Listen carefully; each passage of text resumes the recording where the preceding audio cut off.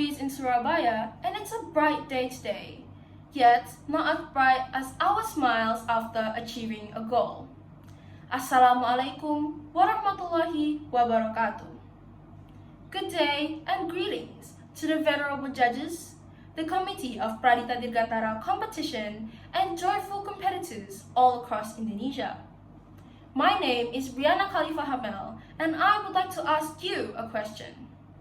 Have you ever been faced with a problem as if it were a barrier that stops you from achieving your goal? What if I tell you that there is a way to overcome that barrier, and it goes by the name of reframing?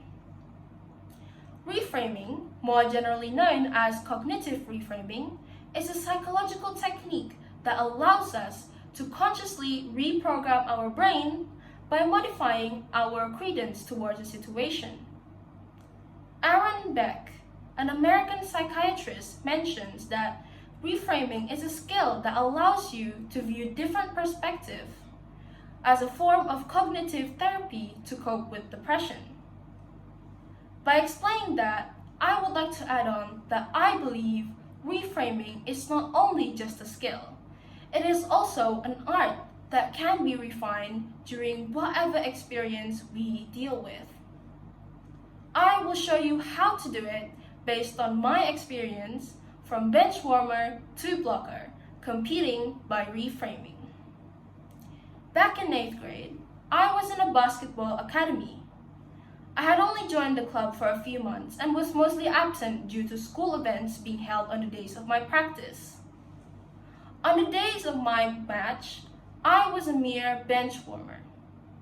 I stayed on that bench for nearly 2 quarters or 20 minutes until I was the last person to go play on the field. I wasn't a fast runner, nor could I shoot properly. All of a sudden, the ball lay in my hands and I was a foot away from the ring. My motives were to shoot it in, but I missed. I feel as if nearly every one of my teammates scrutinized me and they looked disappointed.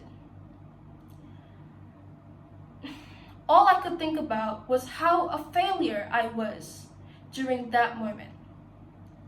So then, what do we do when we feel stressed facing a situation? Thinking negatively surely won't help. This is where the art of reframing comes in.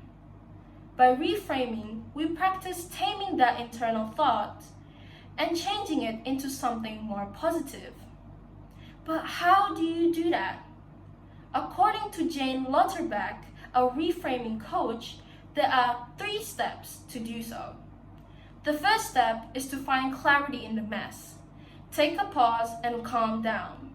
This is what we call the power of pause. I had to make myself be able to think thoughtfully, and once I regained my composure, I had a more clearer perspective of what's going on. The second step is to think about the possibilities. Think about what is possible for you to do at that moment. My mother once said to me, "Why bother thinking about the situation adversely when you should be thinking of ways to surpass it?" And that's what I did on the bench. I imagined seizing pieces of lenses and peeking through them to see what possible actions I could do at that moment.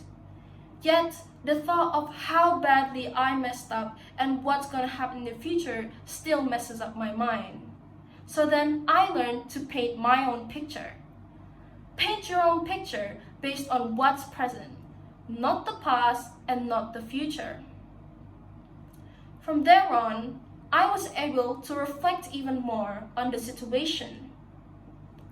I soon realized that basketball isn't just about shooting and running, as I couldn't do those too. I had forgotten all about blocking and defense. I could use myself to block attacks instead of trying to run after the ball and shooting with a reckless aim. The point is, when being faced with a problem, try to do something that you can possibly do instead of overcoming it by something that is impossible. Reframing is a challenging thing to do as it takes time to cope and deal with your abilities during difficult times. However, as I previously stated, reframing is both an art and a skill. Therefore, it can be trained and honed. It takes efforts to find the positive amid ugly or uncomfortable state of affairs. Always remember, Brian McGreevy, a famous author, once said, "If the situation can't be solved within the frame, then the solution lies in reframing the problem." With this concludes my speech. I hope what I've said encourages you to keep pushing forward no matter how hard and how difficult the situation is. Never give up, and that's all you can think about. Thank you for listening to my speech. My name is Brianna, signing out for today. Wassalamualaikum warahmatullahi wabarakatuh.